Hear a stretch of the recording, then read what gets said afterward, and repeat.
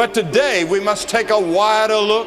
Because of modern communication and modern technology, the whole world has become our neighborhood. And we are demographically moving closer and closer to each other, and we've become a neighborhood without becoming a brotherhood. Journeyman is a platform where men can lay down their titles, grow together, learn from each other, and be accountable to each other. Many of us deal with several problems throughout our lives, mentally, emotionally, and spiritually. At times, we may feel alone in our troubles. However, Journeyman is a space where you can feel safe expressing yourself with other men that are on the same path. Journeyman is a space for people like myself who never thought they would be living purposefully in their life.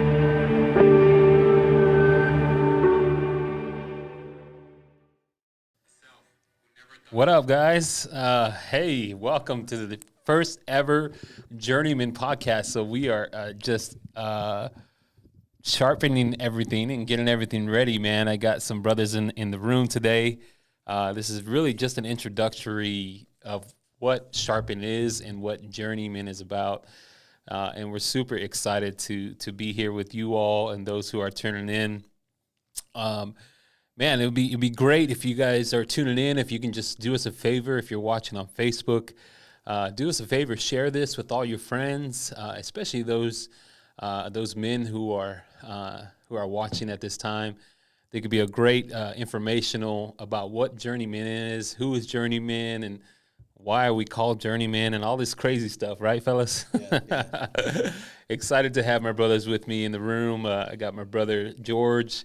I got my brother Pat in the room and Sergio in the room, man. We're about to dive in some dialogue. But if you do us a favor, if you can continue to just share this podcast with those individuals on your social media platforms. We are also on Instagram at Journeyman Nation. However, we're not live there, but that's our tag there. So if you go check us out on Instagram, you'll find more information on what's going on. We also have a YouTube page, and this is also streaming from YouTube. So if you're watching from YouTube, tune in and give us a chat.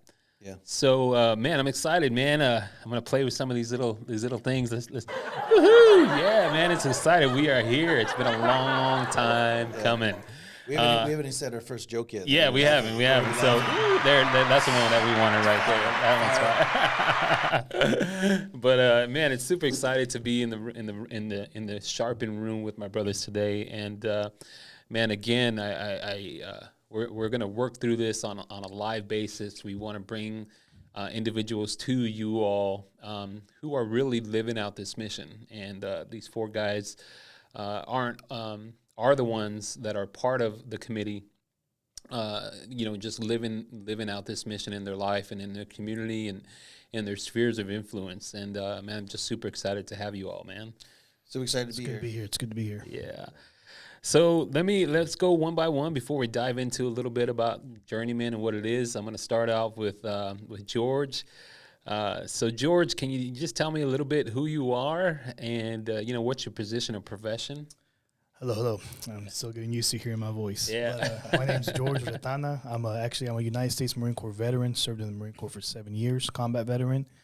I am also the president and the chaplain of our nonprofit organization called Veterans in Action. Beautiful wife, Crystal. I have 3 daughters, 15, 9, and a 10-month-old. Wow, awesome. And then one on the way. Watch out. All right. So, yeah, that's who I am. Awesome, man. So Veterans in Action, what is that, man? Can you give a little bit about 2-minute briefing of what that is? So Veterans in Action, so we're a nonprofit organization, faith-based nonprofit organization composed of a group of veterans that we saw the need in our communities, the need in our society. And we just impact our spheres of influence anywhere from the universities to working with foster children who work with homelessness, deal in the areas of mental health and suicide awareness. We team up with local law enforcement, in every area we can serve here in our communities. And we've noticed that as our veterans who are dealing with post-traumatic stress disorder or other disorders due to war or combat, as they get involved in the communities, we've seen a shift in their lives.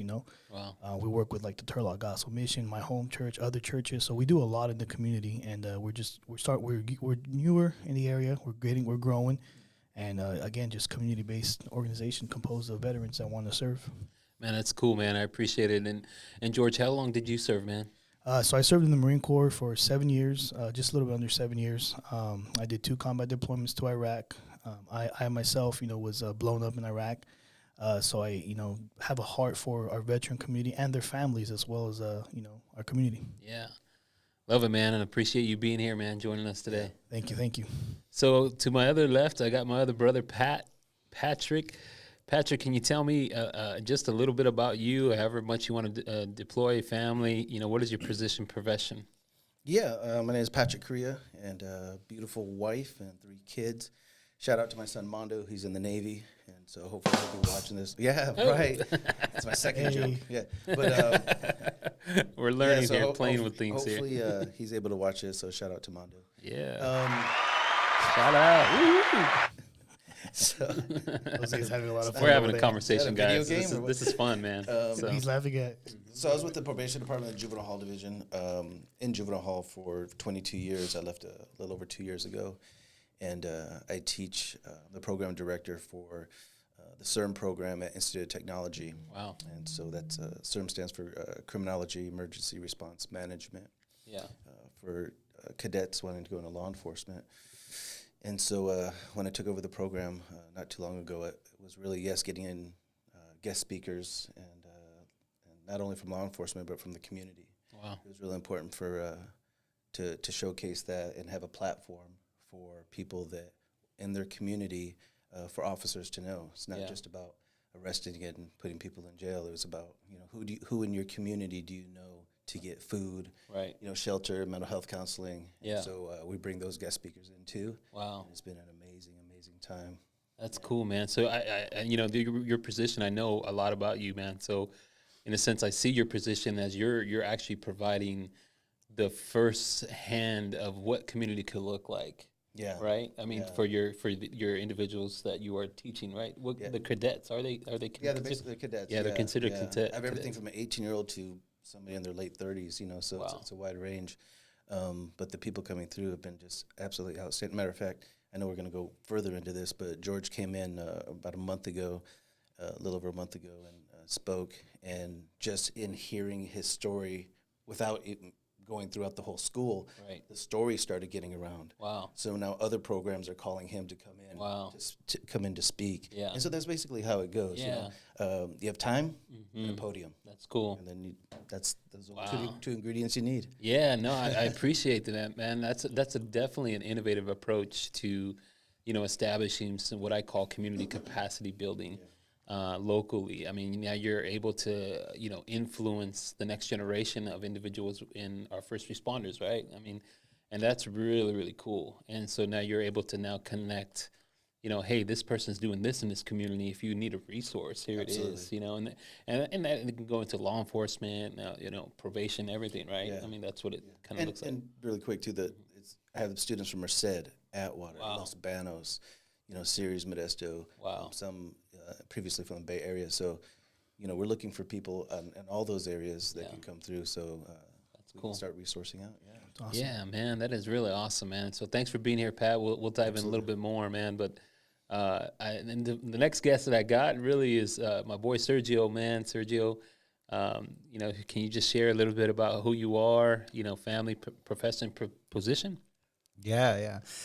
So Sergio, I have to say this every time. Originally from Mexico, the beautiful state of Michoacan, but also from Veracruz from my dad's side. I'm a son, I'm a brother, and I'm a proud uncle. 2 twins, they're 8. Wow. My brothers and his girlfriends. And a beautiful baby niece that was born this summer. Wow. So the family's growing. And professionally, it took me a while to just, up until recently, really embrace that. I guess I've been a journeyman professionally. I've held a lot of positions where It's grant based. It's launching projects, and I can talk more about that later on. But right now, I'm finishing up a grant through La Familia. They're a nonprofit originally from the Bay Area, but they extended to Turlock. To provide mental health services, behavioral health services in rural communities, particularly schools.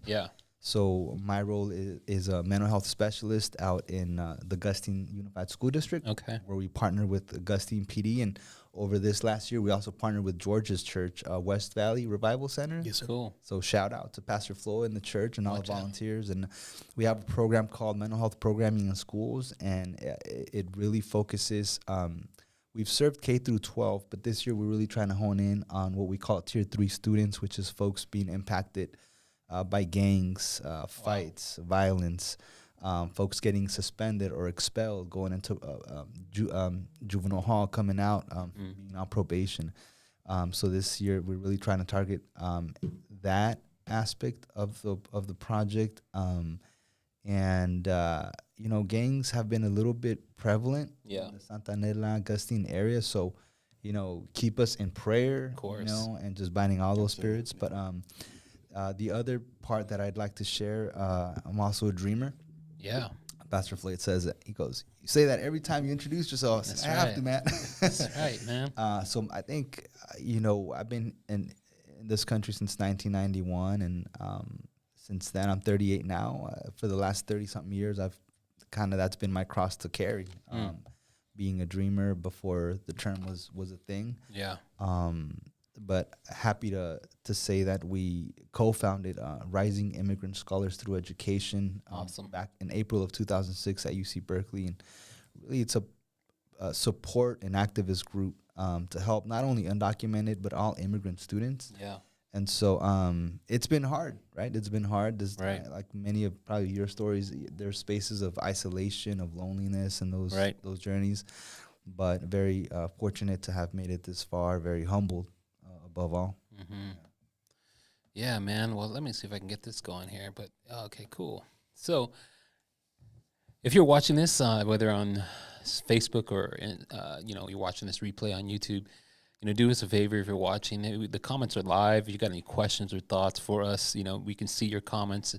Just throw it in there. Let us know where you're watching from, and share this video as you're tuning into the conversation. We're really excited about the launch of Sharpen, and we're going to call this podcast pretty much just Sharpen, because I believe, as you heard in the introductions for each of us, and, I really haven't introduced myself, so I'll do that next. But, really what it is we're establishing the vision and mission of what Journeyman is about, and not really establishing it, just kind of awakening it in each of us. I mean, we see that what we're doing is, living out really what God has called us to do in our different influences in our spheres and our families and so forth. So, thanks for tuning in, Matthew Pavo. If you can do us a favor, just go ahead and continue to share this, and any questions or dialogues, man, we'd love to have conversation with you all watching us live. So I appreciate it, man.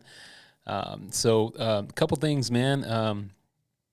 Before we get into kind of like a little bit more of the conversation, I'll introduce myself. My name is Jose, and hey. So nice nice to meet you, Jose. Jose. Yeah, one of this extreme for me is this podcast is really just a dream. Like God is opening up so many doors through this initiative of really just my heart, I guess you would say, or our heart. Journeyman is a something that for me is really just God aligned in my life, and something that I needed a space of accountability and so forth. So, man, we'll dive in more on that. But I'm married to my beautiful wife, and she's probably watching, so we can't say nothing crazy, guys. They are watching. My wife already. I was like, man, hopefully the camera don't make me look big. Hey, listen to the whole thing and say you didn't call me beautiful. Right? Yeah. So I done. There's been a couple times when I've been over the pulpit, and my last time, my wife, she's like, "Hey, babe, just you didn't do this," and I'm like, "Oh, I am so sorry. I was so nervous." Blah blah blah. But she's talking about the shout out. He didn't give her a shout out. Hey, so my beautiful honey, man, I know you're watching, baby. I love you. Thank you for putting up with me for 20 years, going on 20 years in January. We've been married for 20 years, been dating longer than that. But I honor you and I love you. Thank you for being a Sharpen in my life. And my two boys, my Ezekiel, he's 16. He's probably tuning in on YouTube right now. What up, son? He's a prophet, doing what God's called him to do. I honor him. And then my intercessor, I call him my intercessor, Jude. He's going on 10 years old. And man, this dude, he's definitely a character.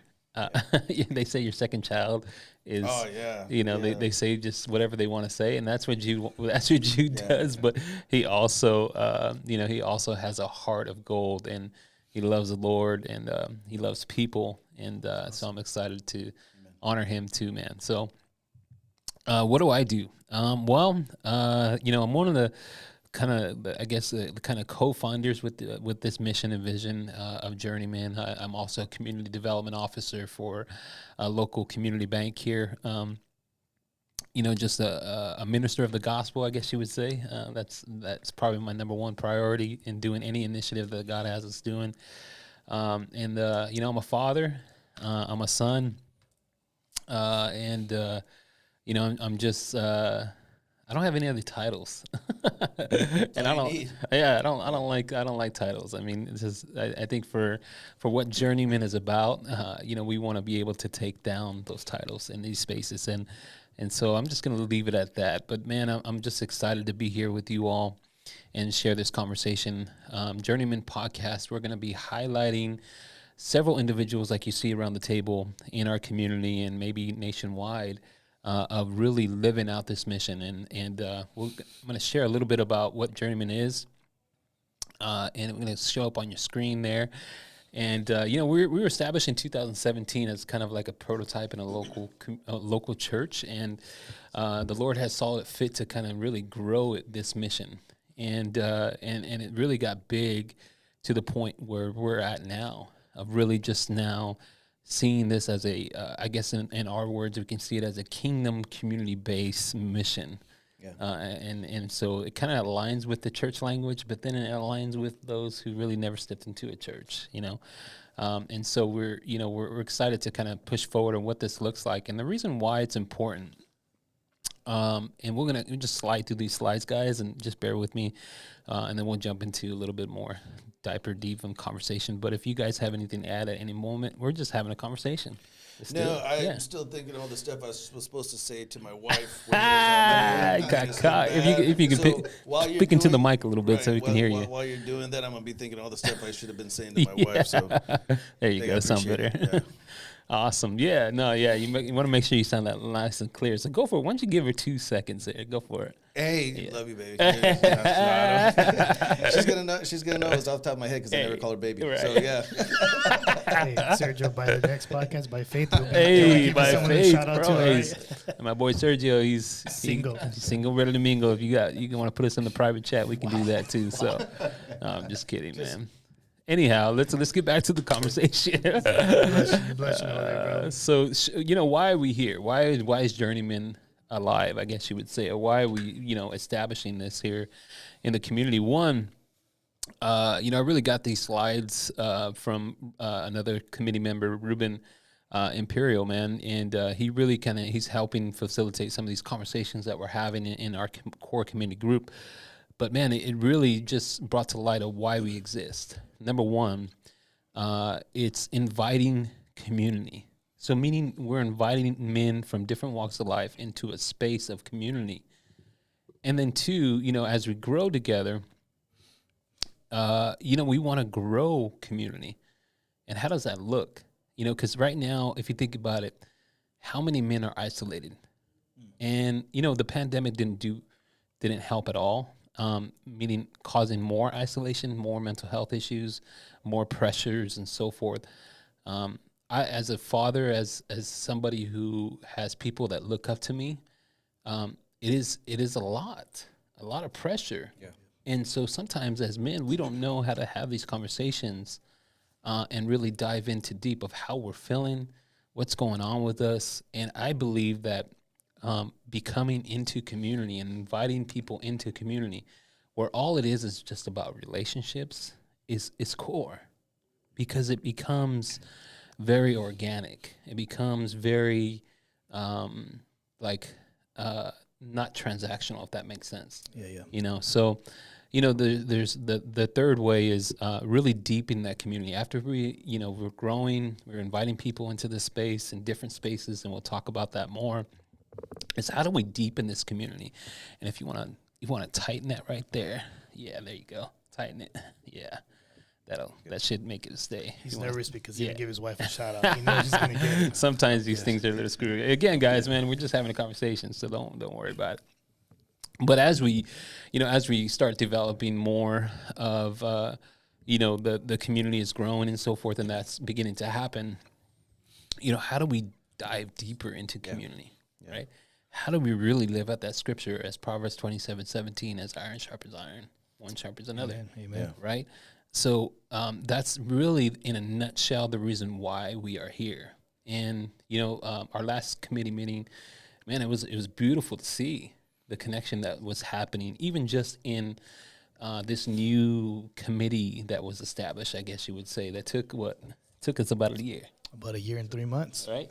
All right, sir. How long was it, Serge? Jump in, man. I've been in and out, man. Yeah. I feel, but it's been a while, man. But I just want to echo that. I think the work, like you say, Jose, inside the building of the church and outside, right? And so I would argue it's missed a great deal.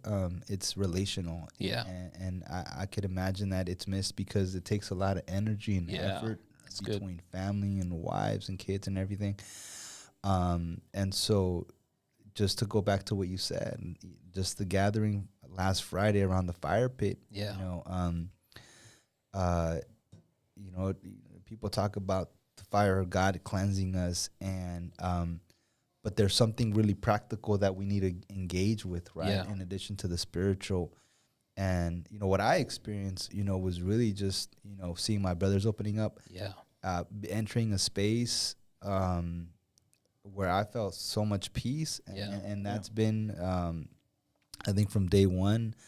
My intuition, my feel, if you will, my spiritual feel with Journeyman. Yeah. And like one of the brothers said at the fire pit, right? Like confess your sins to each other so you can be healed. And all these things that we learn in the Bible and church, I think what Journeyman is, and maybe I'm jumping ahead. You're good, man. But it's really like putting it into practice, really practical to know that, look, I have a brother and his name's George and Pan and Jose and I can engage with them at a very relational, and I'm going to keep using that word relational level, because, we're here today, but God knows, that some of the caves we've been in the last couple of years, and the powerful thing about this, it's, again, relational, it's a group, it's a collective, and the devil loves to operate in isolation. That's right, man. He'll put you in a cave and start bombing you with suicide ideation, with a bunch of stuff that I'm sure we'll get into in future podcasts, and until you're suffocating. Yes, sir. Right, and so that's good. I talk about Journeyman the way I talked about support groups for immigrant students, which is like an oxygen mask. Yeah, that's good. To be able to engage to a brother and kind of begin to talk about what you're going through. But now we have a group, right? So it's becoming like a little, like a fish tank. Yeah, there you go. Right, and so that's good, man. Anyways, to your point. No, that's good, man. Thank you. That was good stuff, man. I think again that's the deepening of the community, right? And Sergio, you're right, man. Men in isolation, the enemy attacks, right? And he maneuvers, and that's his tools. And that's why I think the scripture says where 2 or 3 are gathered, he's in the midst, right? Yeah. And so, especially it's a core body of believers. And so that's what, really what the reason why that we're established right now. And again, we're not a formal nonprofit or anything like that yet, but if that's where God wants us to go, he'll lead it that way. But I think at this moment, it's really about relationships. Yeah. It's really about community and deepening that. And here's why it's important. Number one, if you think about the current state of men, right now, usually a lot of men feel rejected. In any community, right? You're rejected, maybe by your father. You're rejected maybe by men in position You're rejected, even sometimes in faith communities, right? But the benefits of a space like Journeyman is man, you don't need any of those titles. You're coming to a space where you're feeling accepted and belonging, and you're not alone. You know, there's a lot of us that are going through the similar stuff. However, we don't like to talk about it. Go ahead, Pat. No, I was just kind of, I was thinking, and a deep breath came in, so that means I have something to say. Yeah, go for it. Yeah, I just, as you're talking, it just reminds me of how, you know, my dad didn't sit down with me.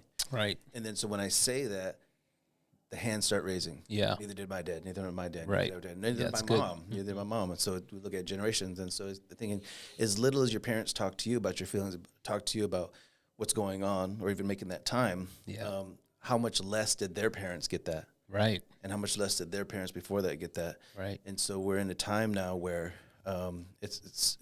we've seen that it just has not ended up well. That's good. And so there's an amazing video called "Why Latino Dads Don't Say I Love You." Love that. Yeah, and it's a little 4-minute video. Yeah. And I encourage anybody who's watching this, listening to this, to check it out. But basically, it goes into that. I never heard it, I never saw it, but they show it in other ways. Yeah. And I think with Journeyman, what we're doing is doing the best we can with what we know at the time. That's right. So I listen well. Yeah. I speak a little bit better. I'm still, in a shell, and I'm just kind of seeing what's going on. And there's nothing wrong with that. Right. But slowly but surely, when are we going to elevate that a little bit more, a little bit more, a little bit more, break out of that a little bit more, a little bit more. And Journeyman gives you that place to do it. That's good, man. Gives you that place to do it. So it's, they say breaking generational curses, but, yes, sir. But really it's the relational That's right. curse. And to do that, Yeah. a brother told me one time, he said, Patrick, he goes, if I was in the like at a grocery store and I'm in line, would I turn to the person behind me and say, hey, can you watch my kids for this weekend? Hey, hey, I just met you, but no, but would right. you ask your mom, your dad, your brother, your sister to watch your kids? Yeah, of course. Why? Because we know them, and know the relation. We have that understanding of each other. And so that's how it is, not only with God, but with each other. That's right. And when's the last time we talked about that? Football? Hey, go Raiders. Football, whatever. Football, work, food, that stuff's easy to talk about. Right. Wait, are we talking about food today? No, not today. Not today. Okay. We're not going there. We're not going there. All right. That's the next one. But it's when we start talking, hey, how are you feeling today? Yeah. How are you really feeling? Jose, what's going on, man? Yeah. Hey, Georgia, I noticed the other day, I didn't want to say it in front of everybody, and then to get that uncomfortable. Yeah. Right. What's really, like, why? Yeah. And it's legit with Journeyman. I've seen this legitimate concern. We're raised to, there's always something behind something. Right. And there's always, nobody asks something nice for no reason. That's good. Nobody asks something nice for no reason. That's good. It's out in juvenile hall for many, many years. We get these kids that come in, and drug addicts and gang members and prostitutes, and, what can I do for you? And why? Right. What's the catch? What's the catch?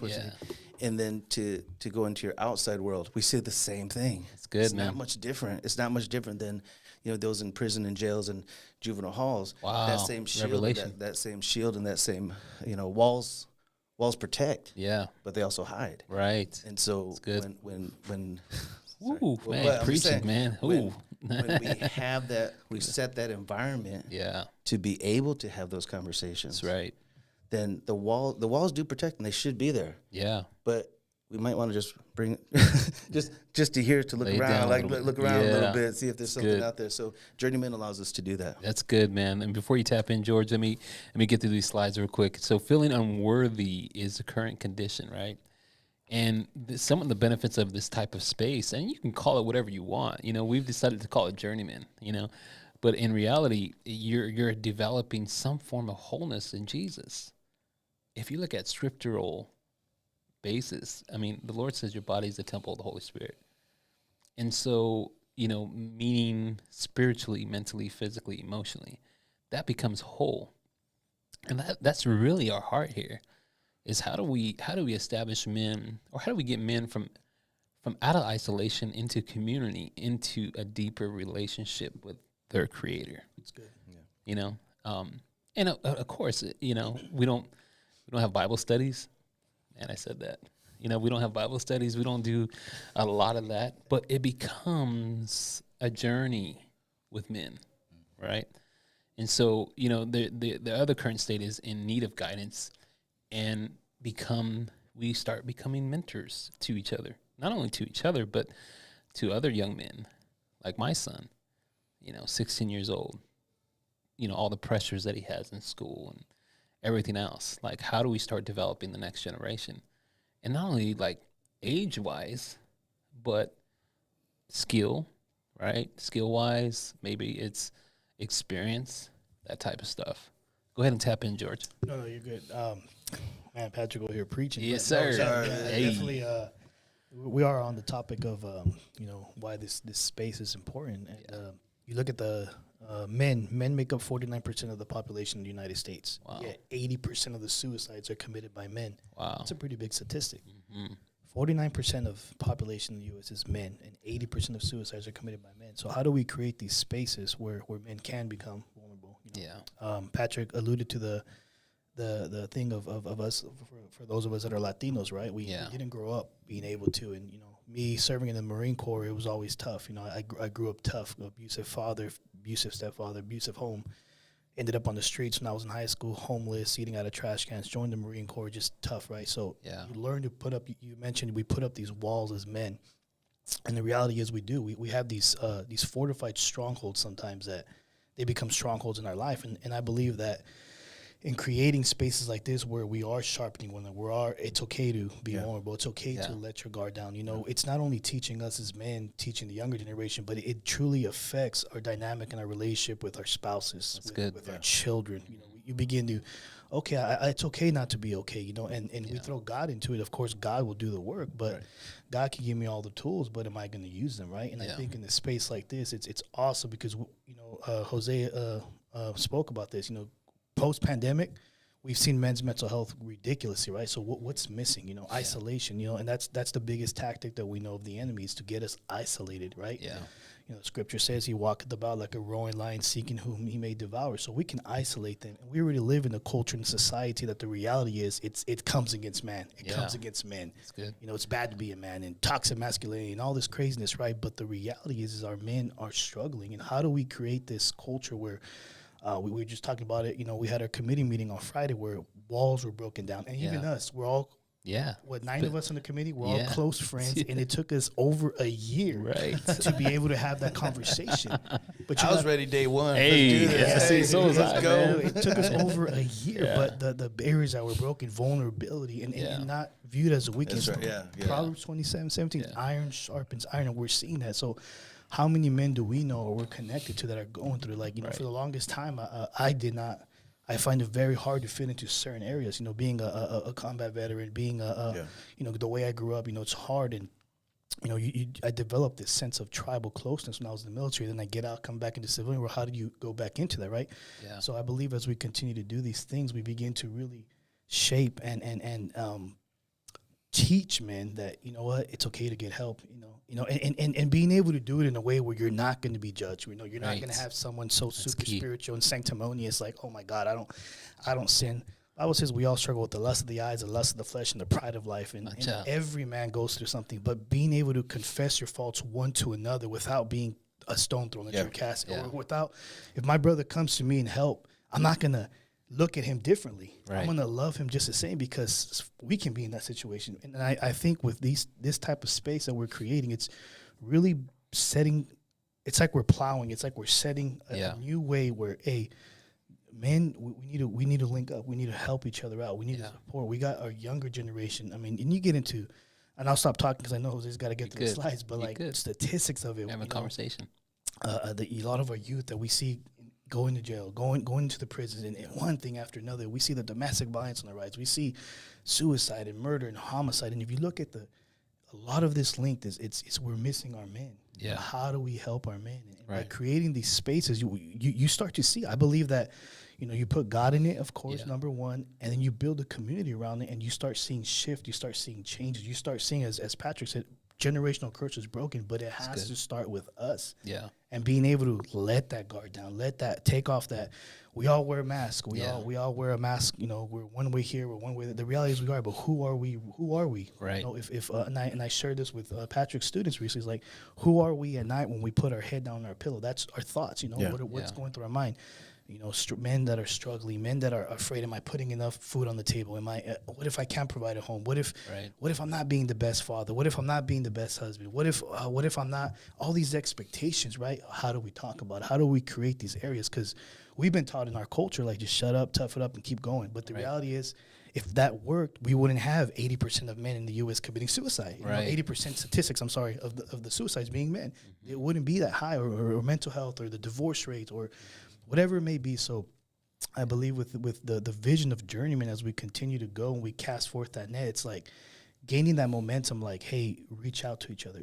Really understanding that iron sharpens iron. It doesn't matter if I'm iron and I'm dull and my brother's sharp, he's not there. He's just there to sharpen me, vice versa. Yeah. You know, iron doesn't talk trash to each other. They sharpen each other, right? And I think that's key. So I'll shut up for right now. That's good, man. That's good. No, that's some good points there, man. And I think, again, that kind of leads into, you know, what is the mission of Journeyman, right? So I put it up on the screen, and really we aim to empower men in 3 areas: faith, family, and community. Right. And keeping it simple through building, and we'll talk a little bit about that, and connecting. And that's really, really key. And so, you know, what does this look like? The vision. You know, how do we do this? Let me go back one slide. Yeah, there it is. It's a little slow, guys. Sorry. So the vision is really is this: it's to empower men, and you heard it already, through meaningful and intentional relationships, and building skill and knowledge in personal and spiritual development. That becomes the wholeness of a man. So what is discipleship? In different words, right? Church terms, it's discipleship, and others is coaching, mentorship, and other different spaces. It's different language. So how do we speak the language for all men in different areas, right? Again, we're just a group of guys. You know, we're not formally an organization, none of that, man. We're really just living this out in our lives. And so there's a couple different areas that we try to do. If I can get this to go, there it is. All right. So we do it through gatherings. We call them gatherings. These are spaces where we're inviting community in. We're inviting men into a space, and that is considered a gathering. And what does that look like? Now, the gathering, you know, we hosted one this past year in July. Was it July, somewhere around there? I don't know when it was, but it was hot, and was it July or was it earlier? When at your house? Yeah, your house. Oh, my house? That was back in March. Okay. So that was a while ago. 63 men showed up. From different parts of the community, different walks of life. And all we did was we ate, hung out, threw some axes. Played some cornhole. Ate some more tacos, you know. We had tacos. Yeah, it was fire tacos. And really that's the invitation is, we're not here to convert any men. We're not here to, you know, do any of that. It's just an invitation to build relationships. Like, dude, let's just be friends. Let's see what God does. I have Go to ahead. tap in the real Go quick, ahead, man. because when you introduced me to Journeyman, Yeah. I basically said, do I got to read a pamphlet, and Right. do I got to fill up a form, Right. and we going to be following through? We've all done those. Yeah. We've all all of us have been to the meetings. Yeah. We've been to the group studies. We've been to we've churched a long time. That's good. And you know, there's not time to talk a lot about my story, but you know, I'm a former atheist. Right. For those out there, there is hope. I'm a former atheist, and gave my life to the Lord April 4th, 2004, and so I know the church. I know the things like that, and when it came to let's just talk. Yeah. And that's what kind of rang my mind. I said, and not for anybody here, but for myself, I said, well, if you'll accept a misfit like me, then I'll hang out with you guys. You know, if you can surround me around some other misfits, then I think we'll be okay. Yeah. And it's worked out just fine. It's worked out just fine. That's good, man. That's a good point. And again, man, that's what this space is. It is really just a gathering to build relationships, right? I mean, Sergio, you were kind of at our first ever gathering, bro. And I remember this. And I'll dive in a little bit of that. But man, Sergio was doing some work with men and for a nonprofit, and it was powerful stuff that he was doing, because in reality he was setting up the stage for a platform as such, man. Without him really knowing what he was doing, he was setting the stage for our community to really start developing the involvement of fathers. That's good. And That's that was huge, bro. Yeah. So I think that's where I met you. Said you're the Yeah. Father Involvement the Network. Father Involvement Network, yeah. Awesome. So, I mean, talk a little bit about that work real quick, man. 2 minutes. What was the father involvement? I mean, you don't have to go deep into how things kind of dived in, but you were the first kind of speaker, bro, You know, at a fight night, right? You were the first speaker. I don't remember, man. I do. But I will say, you know, I shared my heart with a brother out there in the community, and I did this. The father involved. I don't have any kids. Got nephews. I got nephews, and he said, in Catholicism they call it tu penitencia, your penance. I was like, you know what? Maybe I was, but I did it for about 2-3 years through Center for Human Services, and it was a project where we looked at just best practices. So we linked up with different groups. All Dads Matter out in Merced County. They have the boot camp for new dads, fathers and families of San Joaquin, different programs in Stanislaus County, and we just began to gather dads and look at best practices with the hope and the faith that good things would come from that. And we were intentional, and I looked on Stanislaus County how they were operating in a multi-sector approach, right? Yeah. So I said, yeah, let's bring in dads from business, from the business sector, dads from the faith sector, dads from the education sector. And the first gathering was over at Modesto High School, and it was really beautiful. I think one of the memories that I took away from that, we had breakout sessions. It's good. And there was just community dads sitting with their principal, but the principal wasn't there in that capacity. It was just another dad. And there was men crying around those tables. Wow. And I was like, man, what the heck are they talking about? Like, what's going on? Right. But, you know, it became a glimpse of, you know, I was like, oh, okay. Yeah. You know, this is how thirsty we really are. That's good. This is how thirsty we really are for community, for relationship. Yep. And so from there, I remember we gathered at Apostolic Jubilee Center, where I gave my life to the Lord. That's awesome. And you know, everything's kind of like a fog now, but I do remember Jose, he set me up. There was that was the Lord, man. A group of men there, and Jose just said, hey, let's put Sergio in the middle and I'll pray for him. I was like, what's going on? I started swinging. No, I'm kidding. Hey. No, but I'm very grateful for this journey, you know, and for me, I was just, you know, we all have our part in the kingdom. I was just doing my part, and God did the rest. And what I will say, I think Brother Pat alluded to it earlier. He reminded me, my football coach used to say, don't tell me, show me. That's good. And, you know, for Journeyman, you know, the way I talk about it is, you know, we could tell you about God, and more than that, let us show you God. Let us show